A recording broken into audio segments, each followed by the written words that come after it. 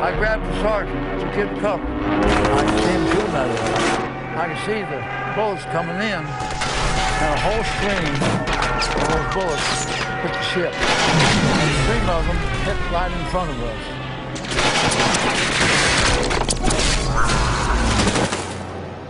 I was wounded all over.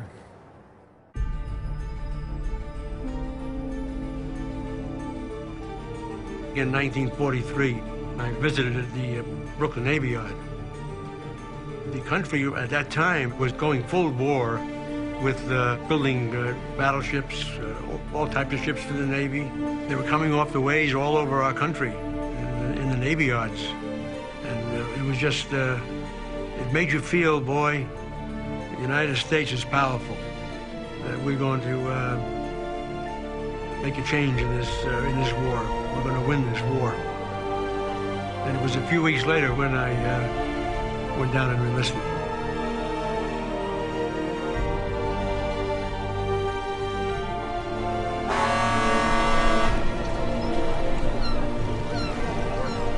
This is it. The start of my Navy career. I can't take my eyes off the huge ships. Big guns, towering masts. I mean big everything.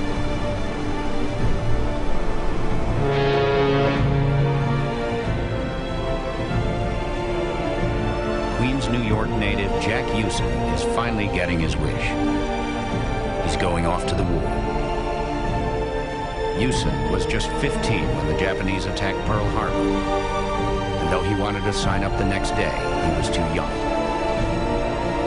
Now 18, he is a newly trained sailor arriving in Boston Harbor to meet his ship.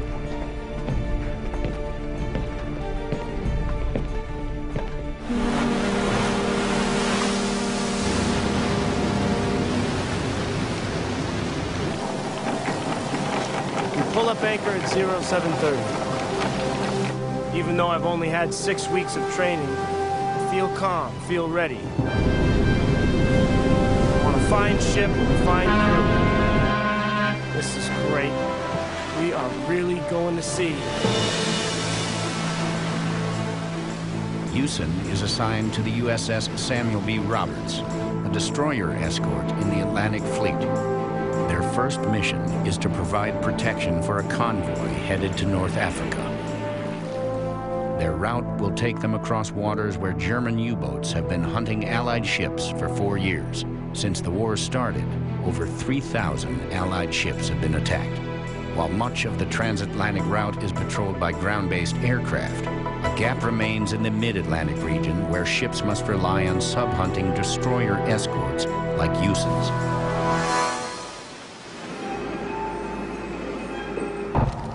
I'm assigned to a watch station on a 20mm gun. My CO tells me to keep a lookout for periscopes and planes. It's a simple task, but an important one.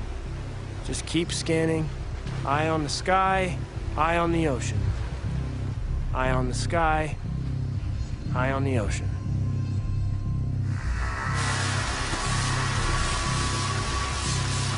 Six hours into the voyage, Yusen completes his shift on watch and heads below decks.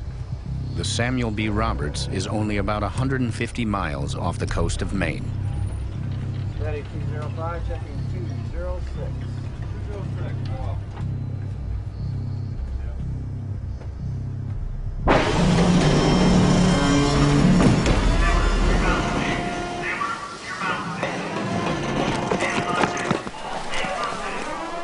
We all rush up to the deck to see what just happened. Feels like a torpedo hit us. Turns out, A whale hit us. A big whale hit us on our port screw and knocked off the propeller and knocked off the shaft. We just couldn't believe it, you know. Well, a whale.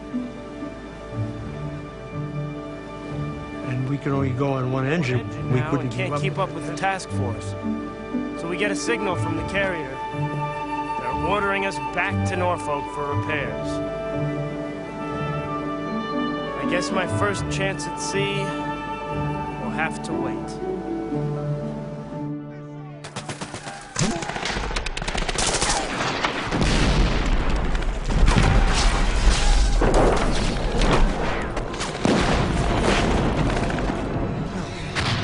I'm on Saipan, the closest any American in this war has come to Japan. Time Life correspondent Robert Sherrod is part of the massive American force that has landed on Saipan. He and the troops have come under a steady rain of fire from Japanese positions concealed in the island's central mountain. Casualties are 1,500 already. Mostly shell fragments from those damn Jap mortars. They can lob shells right down our throats, pound into the beaches while we unload supplies. We're in a grim position.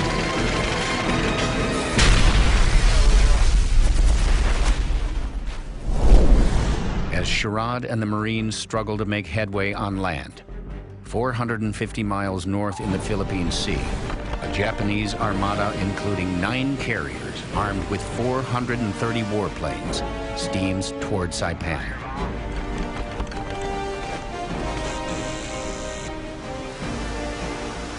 They are spotted by American submarines, which alert the U.S. Fifth Fleet, stationed just off Saipan. On June 19, 1944, this American force of 15 carriers and 900 warplanes goes to meet the Japanese head-on, setting the stage for the largest aircraft carrier battle in history.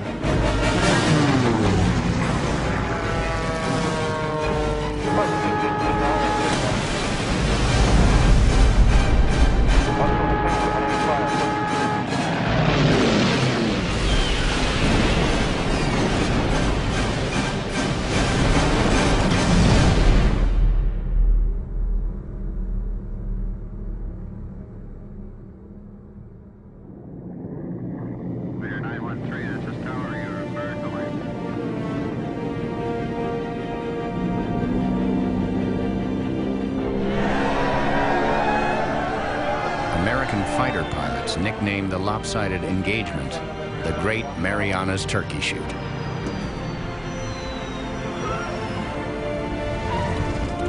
The following day, American forces shoot down another 65 Japanese planes.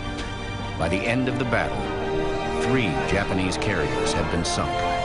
What is left of the Japanese fleet turns and retreats. The Battle of the Philippine Sea is a rousing American victory.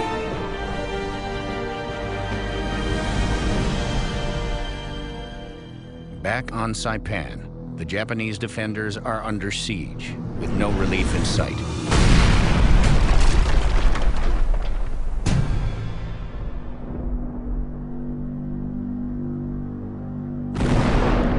Their only option is to remain dug into their fighting positions and kill as many Americans as they can before being overwhelmed. Guys are calling this place Death Valley.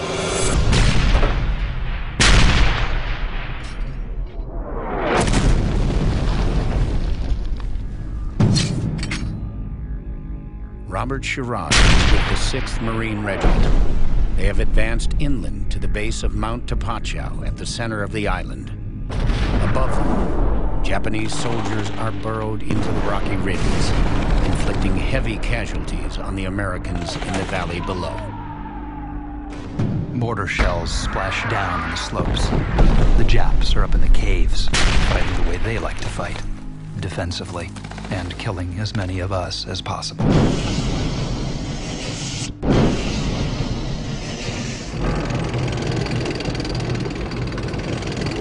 To combat the Japanese, Marines bring in flame-throwing tanks that spray a petroleum-based flammable gel.